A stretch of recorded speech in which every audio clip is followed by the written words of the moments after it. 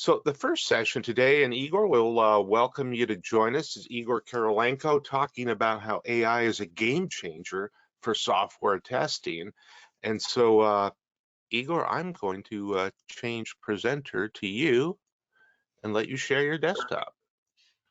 Hey everyone, it's great to be here as always. Let me share my screen. And I hope you can see it now. Yeah, we got you.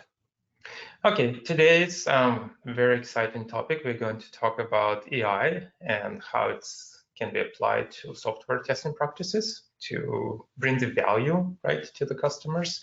And when I'm talking about AI, usually I mean a kind of broad definition of AI. I'm thinking about its kind of ability for computer systems to exhibit the human's behavior in forms of reasoning, kind of thinking, and learning. And usually learning is based on, obviously, observation pattern, collection of the data. And the most important here is ability to change the behavior of the system based on what the system learned. Usually it's associated with machine learning, but AI and machine learning terms used very often together. So when we talk about that, I want to first spend several words talking about the Parasoft continuous quality platform. That's our offering, which actually provide a lot of different tools and testing practices to help our customers improve the quality of their software, right, and assess the quality of the software. They can use static analysis for that purposes, running them against the code even before it's been compiled. They can use unit testing, obviously, in front of functional, non-functional testing. We're offering SO test solutions which focus on API, and as well as we support mobile testing, UI-based testing, and so on. Service virtualization is a big part of that because it allows you to decouple your software from external services to improve your testing capabilities. You can read all those about our products and offerings on our website. Today, I want to emphasize that this is pretty open systems because our tools integrate with open source frameworks, and you can run them as part of CI/CD pipelines through Jenkins, or for example, cloud-based solutions such as GitLab, GitHub, Azure DevOps. The system obviously intelligence, and that would be the focus of today's discussions about AI and how we can behave in the smart way. And it's actionable because at the end of the day, the system helps the developers and testers to improve the quality of their software through recommendations, through fixing some problems, suggestions how that system, how the quality can be improved. Probably the best way to look at all those different testing practices, because we're talking about automation of testing, is through CI/CD pipelines. That's where traditionally you want to see all your testing happening, right, as part of your pipelines. And traditionally we'll start on the very left, or if you're talking about the testing pyramid at the very bottom, because this is the foundations of the quality, it's execution of static code analysis. It obviously helps to detect any security, a lot of different reliability issues, detect, for example, race conditions, error handling. It helps software development organizations enforce the security standards, such as OSP, CWE, CERT. And another interesting side effect, it helps to enforce development teams to follow the best development practices. And in general, it's great techniques for preventions and error detections.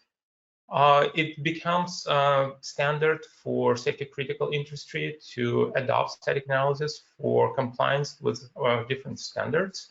But you can see that it becomes very common for other verticals, financial sectors, for example, e-commerce, because the security becomes a big concern. The static analysis helps to detect those problems in proactive manner.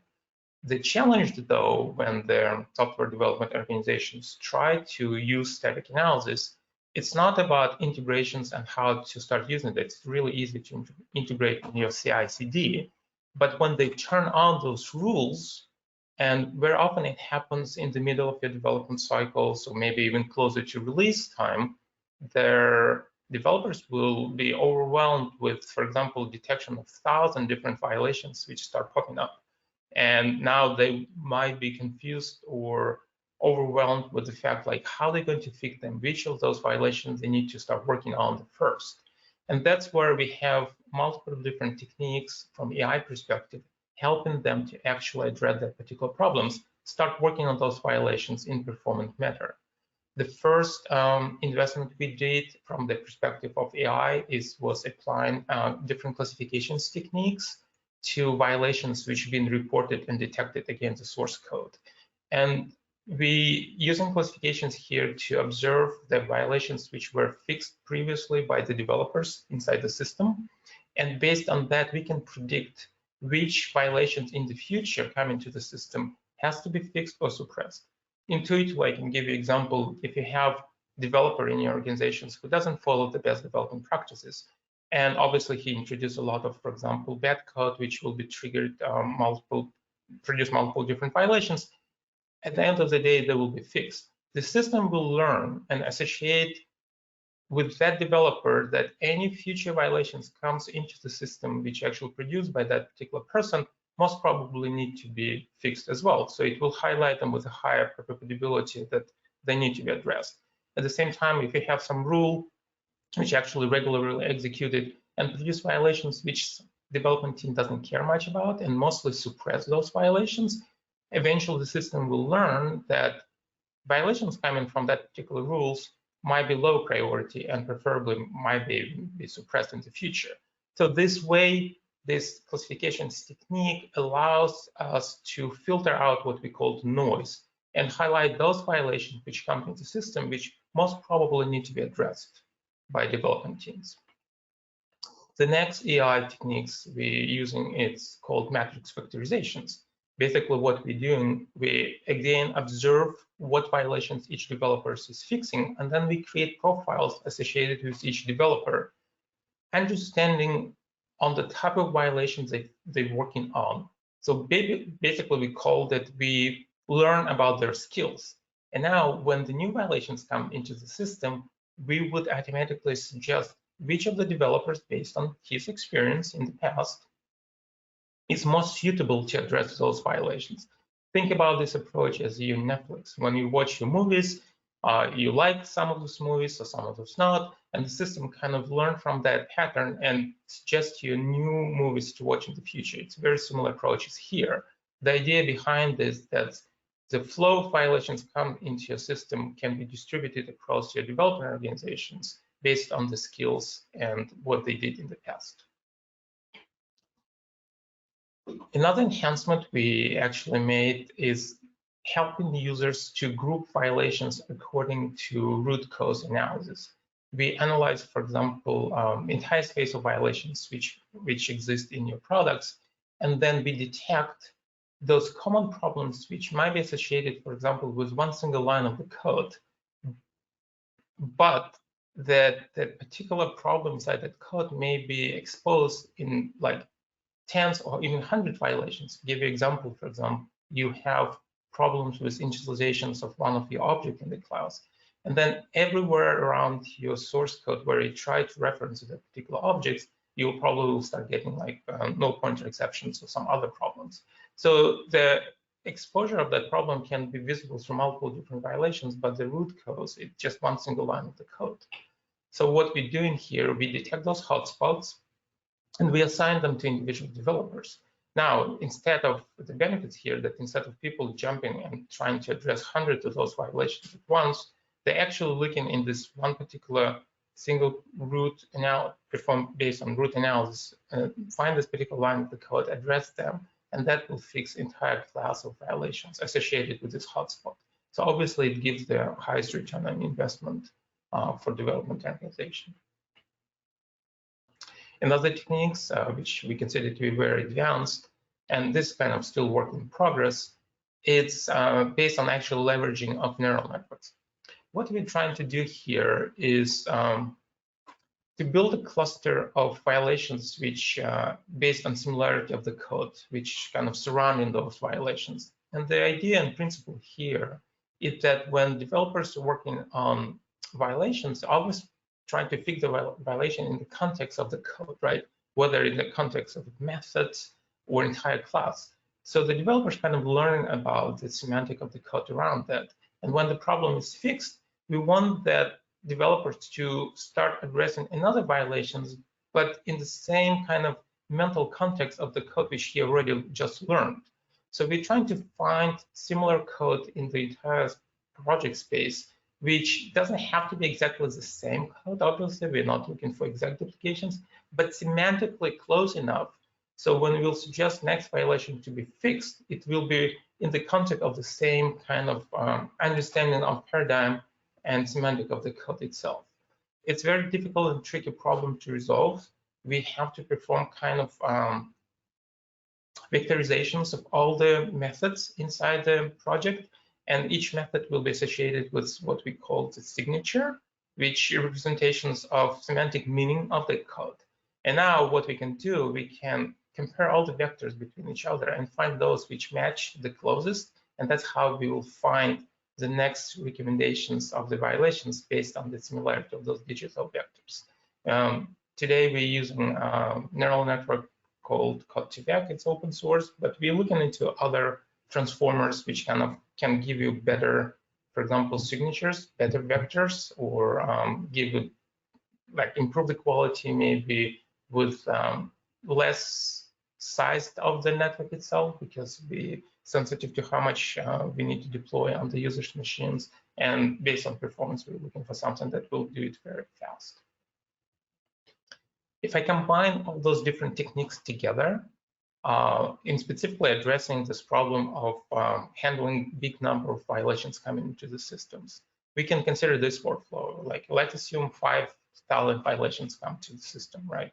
The first things we will do, we will analyze them from classification perspective and clustering, trying to filter out those which we will consider to be lower priority. Then we will cluster them to detect hotspots and perform the matrix factorizations to assign those violations which we treat as a higher severity to the developers based on their skills. Now, every time when developers are going and fix the violations which we recommend to address, we will perform this code analysis and find a similar violation. Well, violation could be different, but find the similar code with violations which user can focus on. All those techniques working together helps us to optimize developers' performance when they actually focused on fixing those issues which considered to be the highest in terms of priorities. So that's kind of what we're doing on the level of code analysis. Now, the next testing techniques which widely adopted is obviously unit testing, and it's well-recognized value in terms of it helps to identify regression issue, protect your code from unexpected changes, not to break the behavior, reduce the risk of those changes, and very often we know that unit test helps to write a better code design, right? If you follow the good patterns and may focus on making your code testable, usually it results in the simplifications of your structure of your code, your architecture, and it generally produces a better code design. And very often unit tests associated with specific code coverage which you need to reach on the higher level, and associations of those quality characteristics back to your requirements. Though unit testing is common practice, but it's not the easy one. Because creation of meaningful unit tests means that the tests need to be probably isolated. You probably want to use some mocks. You need to use some assertions to assess the quality and result of execution of your test. You need to reach certain level of code coverage. And another problem associated with unit testing is maintaining those tests over time when your code changes continuously. So overall, it requires a lot of efforts on the developer side, it's time consuming, and it might be overwhelming. We know that it might be up to 40% overhead for developers to continuously invest in unit testing. So here we apply another AI techniques, specifically target unit testing. It doesn't matter whether our developers are focused on creation of brand new unit tests with focus on targeting specific line of the code in terms of coverage, or maybe they want to mutate existing tests and add more testing to uncover additional blocks, or maybe even create a bunch of new tests associated with legacy code, generate them at once. What we'll do first, we'll build such a sophisticated model that understand all the sources of your projects, and then we merge it together with our float analysis engines, which has capabilities to discover all possible paths of executions of your code, and its associated constraints with every path. Constraints, I'm thinking about if conditions, switch conditions, and so on, which actually controls the flow of executions. Now, with every of the paths, which we call recipes, we associate the number which represent the complexity of the code, what the coverage number can achieve if we go through that path, maybe how much mocking you need to implement as you do. And based on the scoring systems, our intelligent engines actually pick up those recipes which we think will give the biggest benefits to the customers. And we resolve all those constraints associated with those selected paths. We will discover what variables, how they need to be initialized as the input parameters to your methods, or for example, how your mocks need to be initialized to specifically route execution of the test through that choosing the path. We'll generate the unit test with all the initialization values, and then in background, we'll automatically run that. The purpose of that would be to measure the coverage and do some test optimizations, as well as auto-generate assertions. So end result will be automated way to create the unit test. And we strongly believe that autonomous unit test generations is actually the way to go. But we know that state-of-the-art AI today might not give you the 100% code coverage, and it really depends on complexity of your code. So if you're only relying on autonomous test generations, you might hit that threshold above which you cannot go, unless you as a developer start investing and writing those unit tests yourself, adding on top of what was already generated.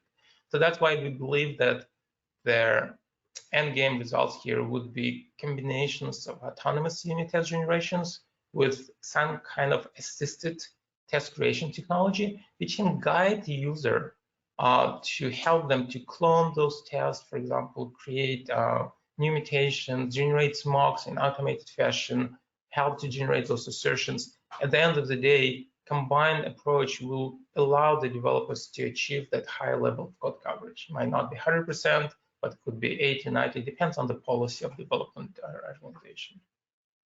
We not only focus on unit test generations, but as I mentioned before, we measure the coverage associated with them, and then we apply some optimization techniques, because some of the unit tests might not bring much of the value. It's maybe exactly or duplications of execution paths which were executed before. So we try to optimize by removing those redundant tests.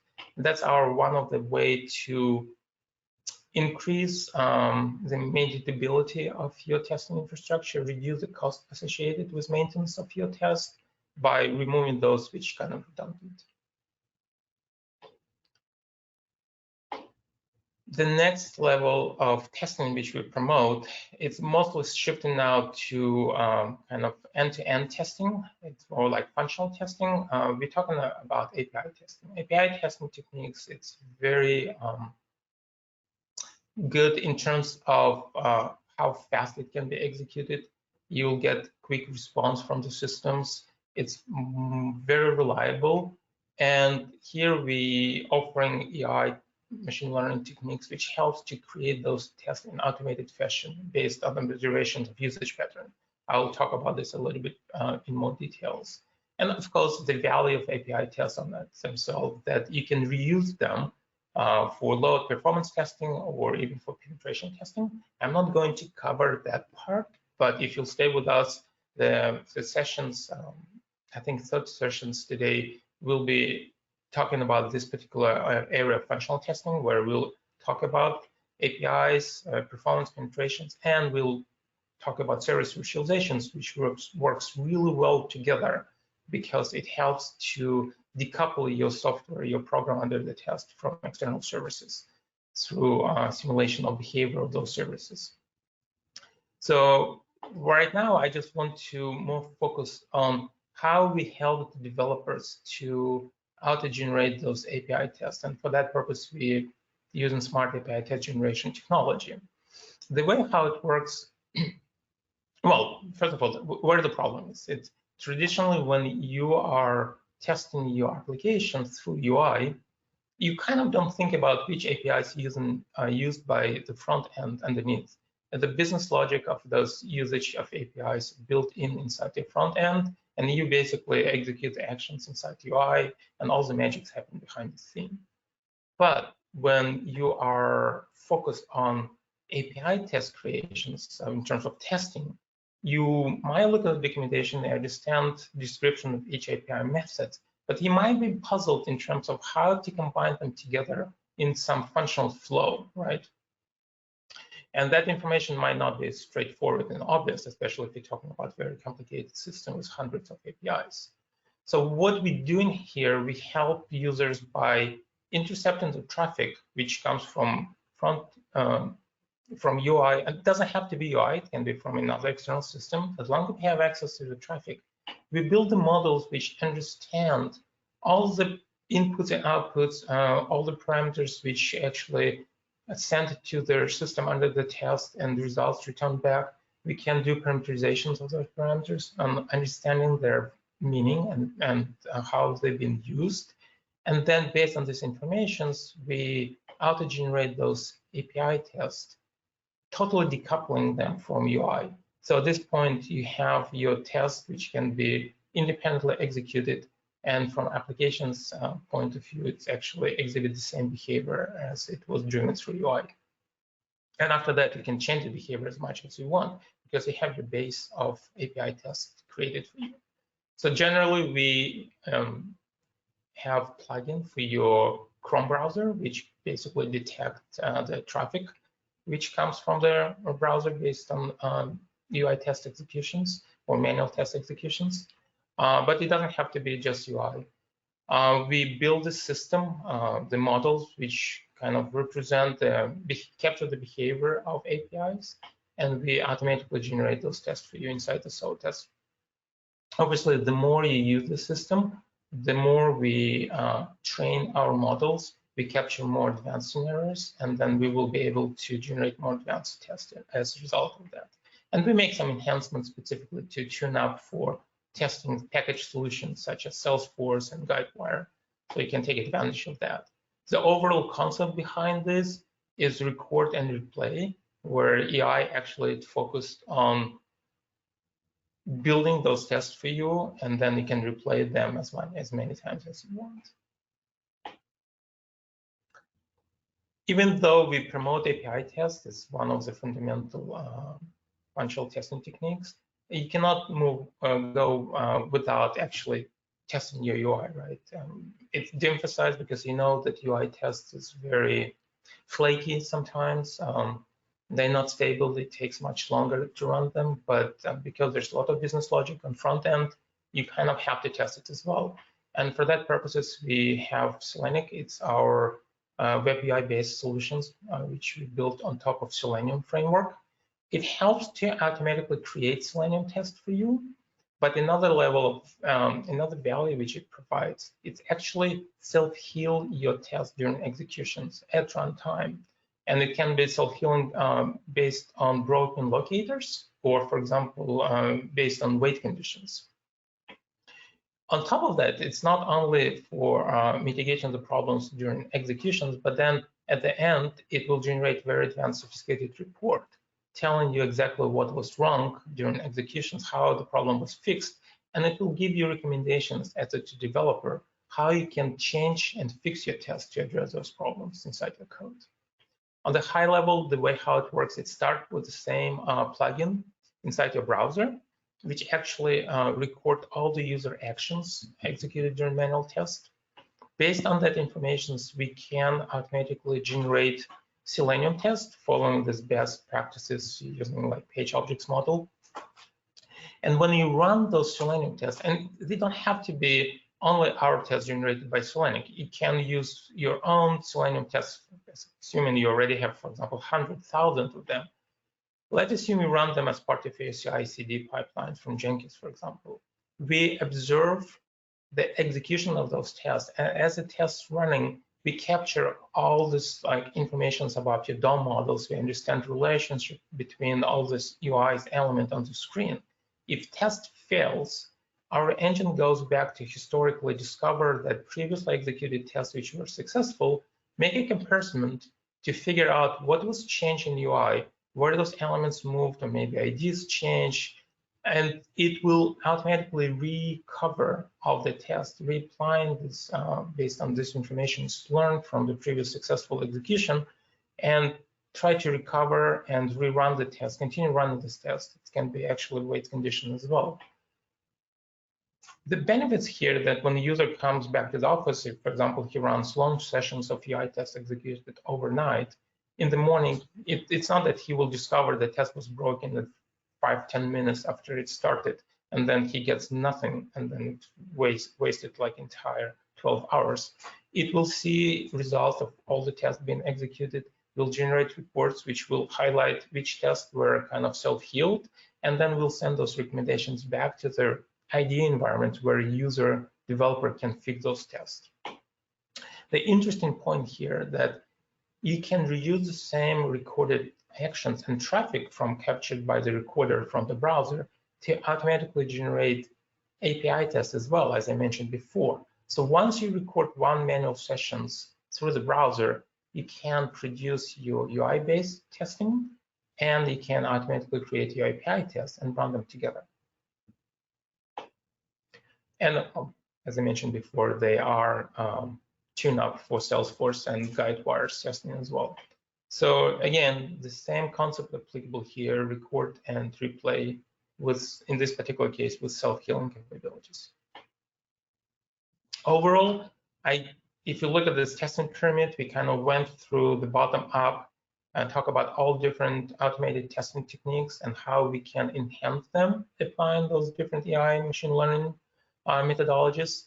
On the very top, though, we what's left here is like manual test executions, and we know that manual test takes a lot of time to run, and even though we're promoting automations everywhere, but sometimes you have to run manual tests as well. Here we're trying to help our testers and developers to optimize their time of executions using what we call smart test executions. It's based on test impact analysis. And actually these techniques not only applicable to manual tests, but it's actually applicable to all testing techniques which I mentioned before, executed inside, for example, your CI/CD at runtime. The way how it works is that with every test which we have, we measure the code coverage which associated with the test execution. So we have this correlation between test and each single line of the code which actually touch. When the developers change in the sources, and we can perform analysis based on the source level, or we can analyze your binaries for Java code, for example, we can detect exactly which lines of the code were changed and trace it back to those tests which associated with those lines of code. Now the system is smart enough to recommend, based on what was changed, subset of tests which you need to re-execute to validate those changes, and that would be sufficient enough. So instead of running like thousands of tests, which can be very time consuming, you can just spend friction of the time, rerun only a small subset of those tests, and still get the confidence about the quality of your changes. And as I mentioned before, this techniques works with execution of automated tests, whether it's unit test, API test, Selenium-based UI test, or manual testing as well. Overall, it doesn't matter which testing techniques you're using. We have the centralized system for analytics and visualizations, which collect all the information coming from those different testing practices. We collect information about your code metrics, about your static analysis violations, results of test executions, code coverage, and so on. And the system can visualize this information for you and at the same time make some assessment about overall quality of your application. So it's kind of holistic view on the test quality of your projects. And I'm not going to talk much about that. Again, you can visit our website and read more about this. This is probably one of the last slides, which I just want to kind of summarize that we focused on application of AI machine learning in the testing through obviously automated test creations, optimization of test executions, self-healing as part of that, and basically noise reductions when we're talking about static analysis violations, and try to optimize the user's work and developers' time to focus on fixing and testing what matters the most to still produce high quality products. You can read more about our products and offerings on our website, or you can scan QR code here to get access to our continuous testing for DevOps white paper. And at this point, I'm ready for any of the questions. If you have anything right now, we can talk about it. All right, thanks, Igor. We do have a few questions here. One is, when should I choose between UI and API testing when I'm looking at these choices? Obviously, you probably want to optimize and emphasize API testing, right? Because again, it works much faster, more reliable, and it's do full validations of your applications at test. And some systems actually don't even expose any UI, so you don't have a choice. You have to test REST APIs. Nevertheless, I would not say that the only testing techniques you need to use, because UI on its own, it exhibits some business behavior, which built inside that layer, and obviously you do want to validate that it's functional properly. So there's a certain amount of tests which you need to put in front on the UI, but not for the sake of testing functionality of your system as a whole, but mostly you will put those UI only for validation verification that your business logic built in your front-end applications works properly. The rest I would delegate to API test. All right. So Nathan, I see you've popped up here. So I've neglected to introduce him. He's our Director of Development. So he's here to help answer questions. So again, if you've got any others, like get them in now. Another one was, what's the best way to make use of automated unit test generation with existing manual unit test efforts? Nathan, do you want to take this one? Sure. Well, I think it depends a little bit on where you're starting from in your code base. So if you have a code base that has very few unit tests, you might want to start by generating a whole set of unit tests to cover your untested code. That would be particularly important if you know that you have maybe you have a large refactoring you need to do in the code, or some new updates you might need to do. You want to have a good safety net of unit tests before you start making changes. So if you don't have many tests at all, you should probably generate some. We find that we can get very high coverage in very short amounts of time through doing that. If, however, you have a nice set of unit tests already, but you're just adding, you're doing your normal development, then you would use it as you go to speed up the time it takes to create unit tests. So one of the key places, and I think our next session is going to talk about this, but key places where unit test takes a lot of time is creating mocks if you're using mocking. So the assisted workflows that Igor talked about can help you build unit tests faster, even if you're just building them as you go. So I think there's kind of two different ways you can apply it, but both of them save you time in creation of the tests. Right. We have another question that says, how helpful are AI augmented tools today?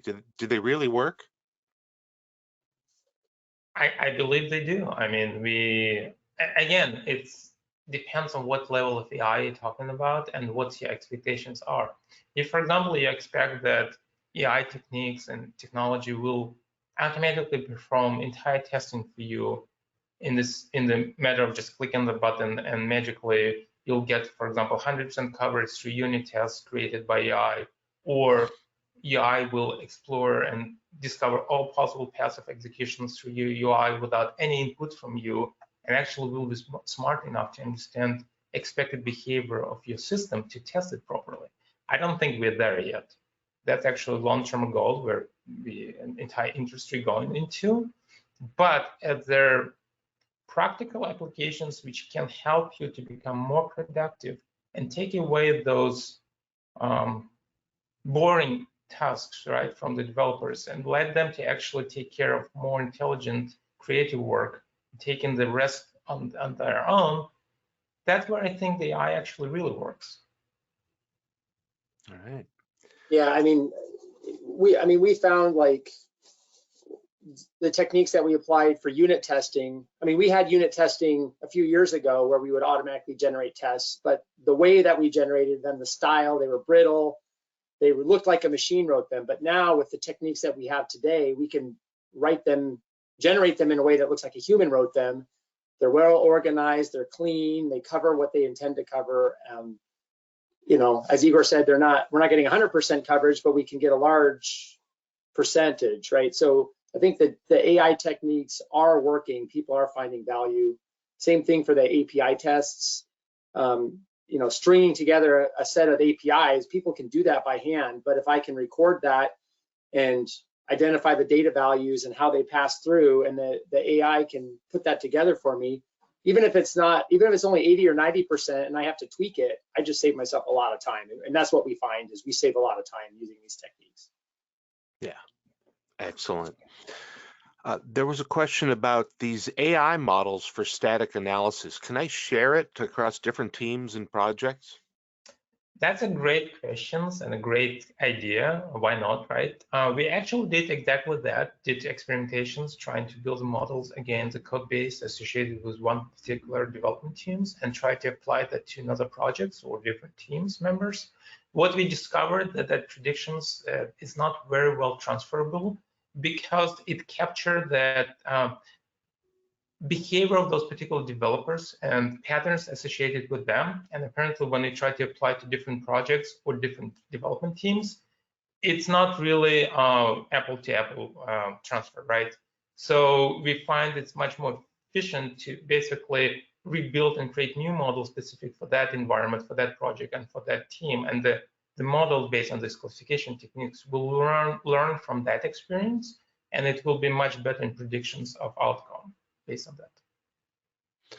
Yeah, and there's a corollary question to this, right? And you know, when people hear AI training, they get like scared because now I'm thinking about, you know, massive number of CPUs and hours, days, weeks. How long does it take to train these static analysis models? It really depends on how much, well, there are different ways how you can train it. You can train it through manual process. We'll, for example, give you a subset of violations which you need to review and tell us whether you want to fix them or suppress, and we'll just learn based on that. We discovered that about 20 plus violations would be sufficient enough to give you a reasonable quality model, or you can automatically train on history of if you already accumulated a lot of violations in your systems, we can train based on that. And it might take 1 to several minutes, depends how far you want to go back to the history. Based on our experimentations, you don't really need to go through everything. As I said, just even on manual examples, 20 plus violations would be sufficient to create good quality models to start with.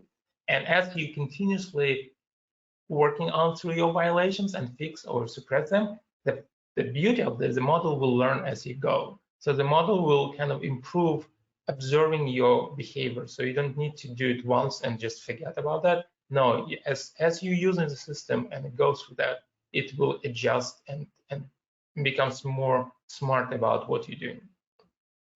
Okay. There's a question about does the AI test only write happy path tests, or does it take into account negative and boundary information as well? I'll give it to Nathan.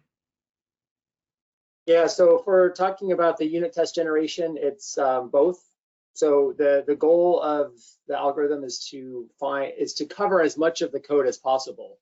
So to cover all of the code, you have to handle the negative cases. So basically, yeah, we're looking at both when we're writing the tests. Okay, well, thanks everybody. It's been a great session.